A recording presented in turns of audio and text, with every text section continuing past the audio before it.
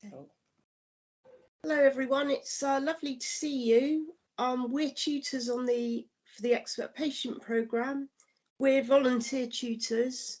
We're just going to go around and tell you a little bit about ourselves, tell you a little bit about what we got off doing the actual course. So my name is Karen. I have cerebral palsy and fibromyalgia. I also suffer from anxiety and depression as well. I was a participant on the course in 2017. I was really grateful for it. Mentally, I wasn't in a really good place. I'd become isolated because I had to retire from work in 2006. I was in a lot of pain.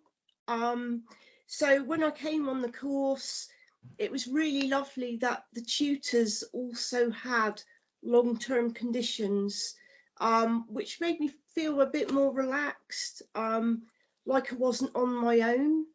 The bits I liked of the course was decision making, where you do a list of positives and negatives, and actually score them in relation to how important or unimportant they are, and also problem solving steps as well, which was really helpful. And a big bonus besides becoming a tutor is that with my group, even though we did meet in 2017, we still have monthly meetings and go for coffee as well. So I've got that ongoing support, which is really lovely. And it's just made me realise that even though we might all have different conditions, a lot of the aspects of our lives share the same amount of problems as well. So it really, really helped me.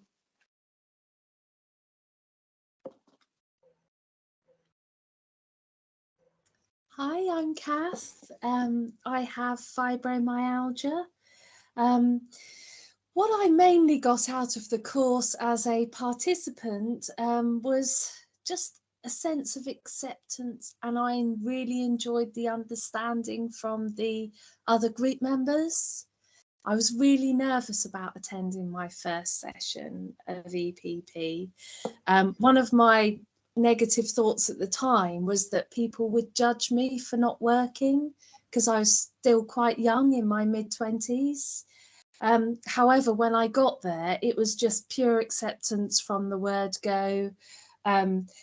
No one else in the group was working either, and actually they were really helpful in saying, oh, have you thought about trying to claim this, that and the other? And it was just lovely to have that instant acceptance. Also, what I got was I benefited really from attending the group every single week and having something to look forward to. So my group was on a Tuesdays. I'd really look forward to every Tuesday.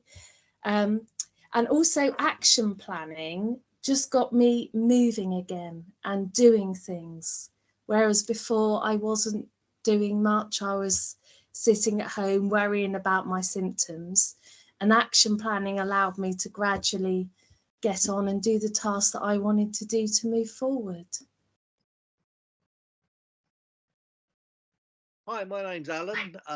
I first attended EPP several years ago as a carer for my wife, who had several long-term chronic conditions, and I was there purely to help and assist her. I got a lot out of the course just attending on that basis. I myself have got a few sort of issues that I have to deal with on a daily basis. I have a heart condition, I have diabetes. But I found that making action plans was something that I'd not really considered before. And how that helped me was, instead of planning to do something and failing every time, because life happens, things pop up that mean you can't always fulfill your plans. The approach to action planning from Expert Patient Program was such that if an action plan is not achievable, then it's acceptable to change that action plan to something that is achievable. And so I didn't have that negative feeling of, oh, didn't do it again. Oh, I haven't completed this. I haven't completed that. It actually gave me a sense of achievement, and that's very important when you are living with a long-term condition, to have some sort of achievement in your life.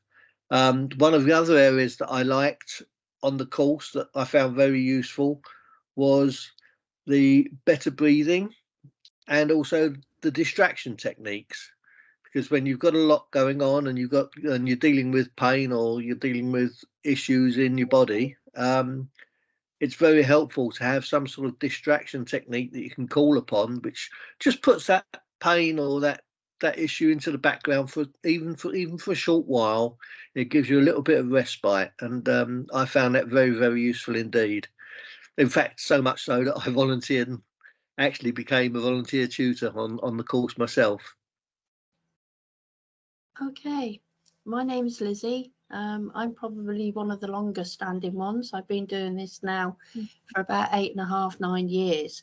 I originally went on the course due to my physio. I had a really bad accident, which then made me have mobility problems at the time. When I first went there the first day, there were a lot of people there that had got various conditions, and I thought, well, I've only broken my leg. But when we really started to get down to the nitty gritty, I found I had just as many symptoms as everybody else. And one of the biggest things that it made me realize was communication, which we do talk about within the course. And I'd actually realized through this, and the help of two amazing tutors, Jackie and June, that I wasn't communicating with anybody, maybe apart from if the doctor asked me a question. But when it came to family and friends, I'd literally shut the door. And for me, that was quite a major thing, because I used to be able to talk for England and not really stop. And I was halted in my actions. But over the course of the years, every time I have delivered the course, we used to go out in the community and do the courses, and we used to go everywhere. But the beauty of COVID, although COVID wasn't fantastic, it also brought another lease of life to the expert patient program, because we started to do Zoom. And that meant that we could reach out to even more people that maybe needed our help or just wanted to feel as if they were part of something. And also in the communications part, we do a back-to-back thing where you've got two tutors, where you've got one that would actually say, well, you don't make love to me anymore, and the other one said, but. And this is how it works. But it's not just about that. It could be inviting a friend round for lunch, and they ring to make sure that it's okay, and the tables turn. But in the end, they find that they can come to a compromise because that friend comes to them, rather than you having to struggle getting out. Another big one for me was the healthcare professionals. They're also people, and they've got one heavy workload. And you may be sitting at home and you're thinking, do you know, I need to ask this question, that question. So what I ended up doing, which I found really, really helpful, was to write things down and take that list with me. So when I actually came across the healthcare professionals, I could always leave that list with them, rather than stand at the door and say, oh, and, which could have been the most vital point ever. But as the guys have said about action plans, that is the biggest thing in our course. It helps you to think about what you're going to do that week, whether it be to pick up a paper that you've not picked up in months. It could be going out and doing a little bit of gardening.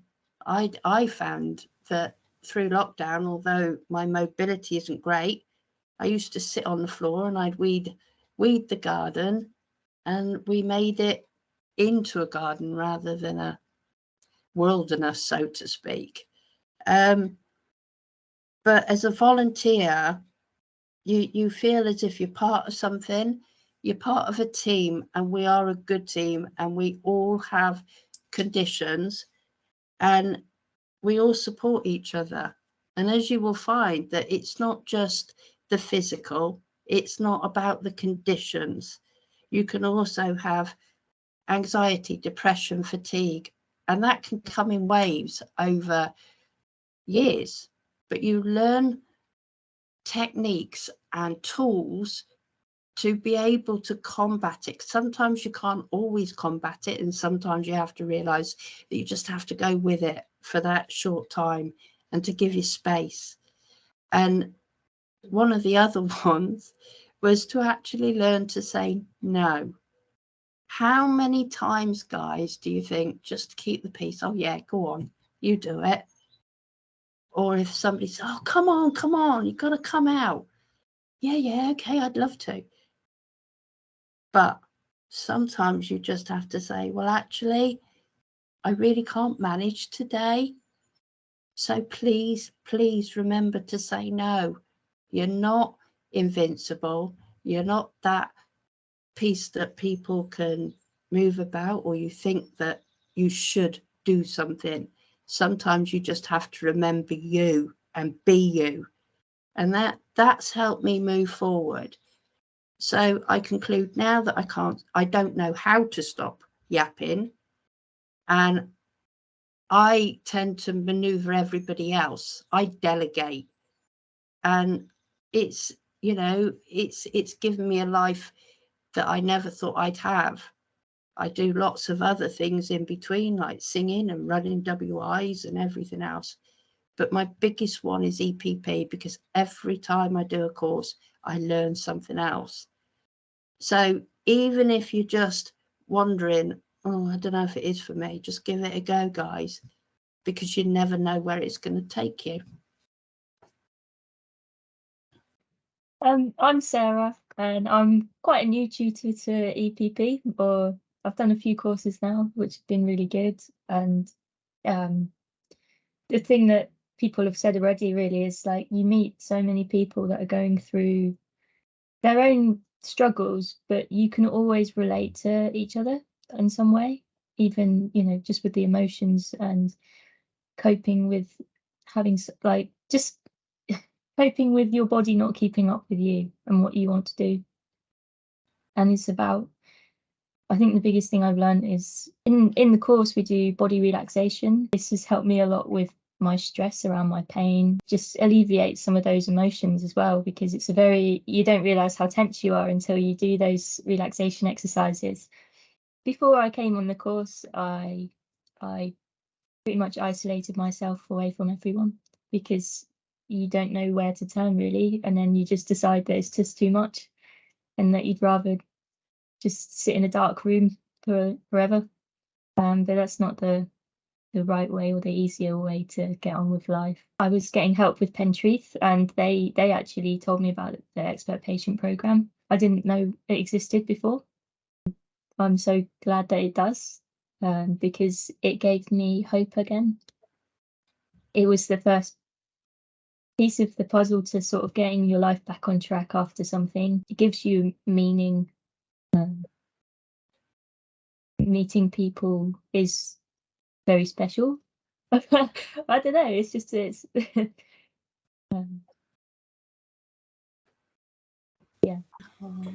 You've come a long way, Sarah. Yeah, Very thanks. proud of you about. Yeah, definitely. There is one thing that we haven't mentioned though, and that's the symptom cycle. And as most of the guys know, I call it the hamster wheel, which is something that one of our predecessors installed in us. You've got a hamster stood in the middle with his hard hat and his toolbox and his hammer. Just about anything that you can think of. And if you're having a really bad time sleeping, this little hamster goes up and he smashes it with his hammer, and then that ricochets into fatigue and depression, and eventually that cycle becomes better and better because you learn to deal with it through meditation, communication, talking to the health professionals, medication itself, healthy eating, exercise, and everything else. I agree, Liz. Actually, it's someone needs to point out the symptom cycle to you, and then once you see it, it makes sense, doesn't it? You think, but when you're actually stuck in the symptom cycle, it's hard to view the bigger picture, isn't it? But I find it's useful because it helps you to identify, oh, okay, I'm in extra pain this day. That's because yesterday I was feeling quite low. And also I haven't had much sleep lately. I've been feeling stressed. I haven't been communicating well with the people around me. So no wonder my pain is more than it normally is. And it's, for me, I found it helpful to bear that in mind, and I still do, rather than jump into that instant negative thought, well, that means if I've got more pain, my condition is getting worse. Rather than jump into that conclusion, I now step back and think, well, what have I been doing lately? What's been happening? I've got increased pain, but why could that be? And it just helps me. It helps me to not panic and get into that mode of thinking, oh, my condition's getting worse. I'm going to be able to do less, and that whole negative cycle. So yeah, really good point about the symptom cycle, Liz. Yeah, that's true. Yeah, it's just being aware of the symptom cycle makes you aware of the reasons for why you're feeling as you are at that particular time. Yeah. And being aware of it means that you can pick out the tools, the appropriate tools from the toolbox that we provide, the toolbox of techniques to actually break that cycle. So yeah, it's just knowing that symptom cycle exists is part way the solution to reducing the problems.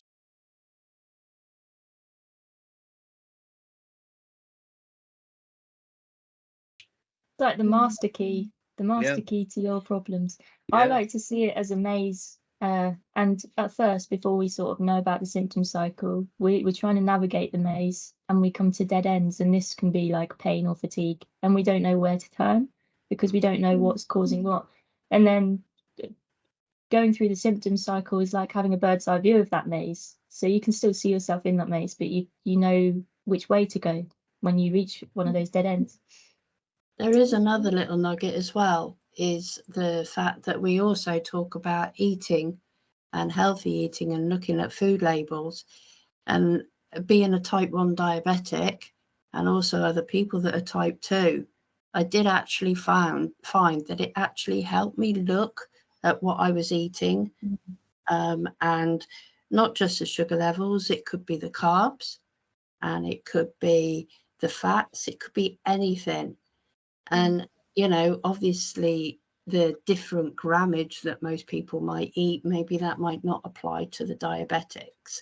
But again, I found and learned a lot about that as I was going through that particular section in the course. Yeah, I just love how wide-ranging the actual toolbox is that comes with the course, because we're all different, and you might find one aspect may not work for you, but there's so many other aspects that you can use. You know, like with distraction techniques, there's 2 or 3 different methods, and you might find you get on better with one than another. So I really like that diversity with it as well. Yeah. The one thing we haven't mentioned so far is physical activity and exercise. Just because you're suffering from a chronic condition doesn't mean that you can't exercise. And within the course, we do mention a range of different types of exercise and breathing techniques which allow you to maintain that activity level within your body, regardless of your conditions.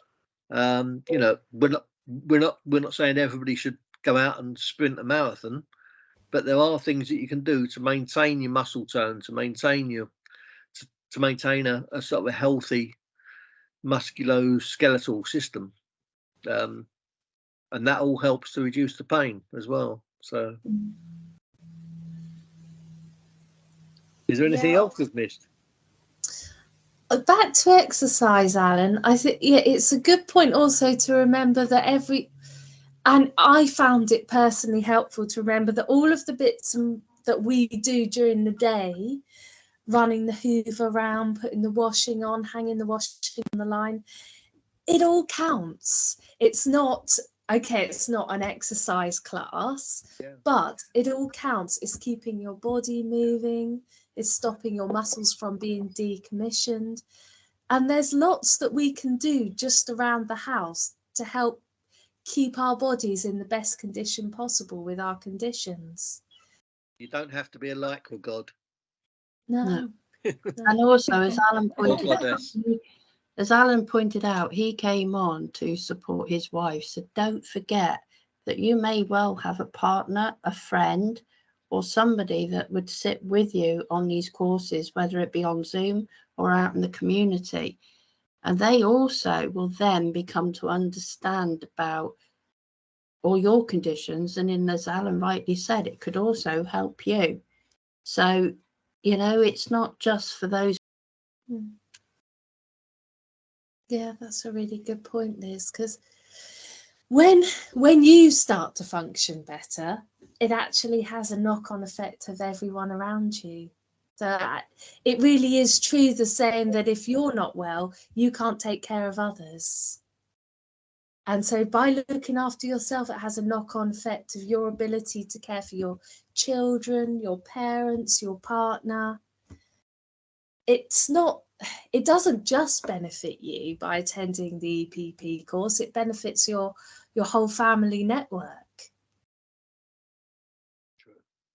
Yeah. In that once you start to feel better, everyone else around, the way you communicate with everyone else around you improves, and they start to feel better, and it just generally has a really good positive impact. Like dropping a stone in a pond, and I'm thinking of all the ripples. Yeah, that's good. It's the same thing like Lizzie was saying, when you learn to say no, and it is okay to say no, because people, relatives or friends, sometimes they can expect things of you because they know how you were before you got ill, or when you were more able, and actually saying no, I can't do that, is really helpful and healthy for you, because else you'll just burn yourself out. And yeah, and also your relationships with other people, if you get upset about how your condition affects you and having to do lots of things, it's a vicious cycle. So yeah, say no. Yeah, I think it's not just a question of learning to say no, it's learning when it's appropriate to say no. Yeah. Because sometimes you do have to push yourself. Sometimes you do have to do things that you may not feel like doing at that particular moment. And we talk about difficult emotions in the course, and depression and those kinds of things.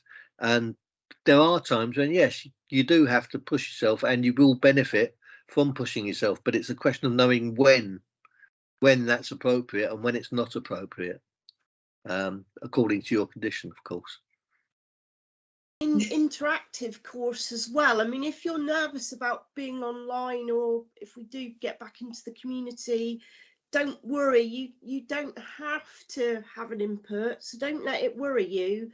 But it is very interactive, and you've got a chance to chat to the people on the course as well, have your own input with ideas, and someone else might have an idea that you actually haven't thought of that could be of great benefit to you. So as Lizzie said, we always learn something as we go through the courses, which is also very helpful. And friendships that you make when you're a participant on the course as well. And I think that's my favourite bit. It's the friendships, it's the understanding from others in the group. Just, it's so liberating just to hear that someone else gets it. And it's so true, that saying, isn't it, when to say you don't get it until you get it. But it's true. You can't understand what it's like to live with a long-term condition until you've got one. And the best thing about the course is the friendships that you make, but also that the people that are delivering the course to you have all got long-term conditions themselves. It just feels warming rather than patronizing. It's not like a really fit and healthy physiotherapist delivering the course. You know, you're with people that also have long-term conditions and they understand where you're coming from. It just feels right. And also, just probably to finish, is the one thing that nobody really knows is that we go through just as much training as maybe a nurse, etc. You know, we're always learning about health and safety, food and hygiene, you know, anything that is related that we need to know. So come along, guys. Be good to see you. Yeah. And don't forget the humour. Oh, Laughing yeah. in the face of adversity. Especially if you're with Alan. Especially if you're with Yeah. Alan. You never know Yes. what's going to come out.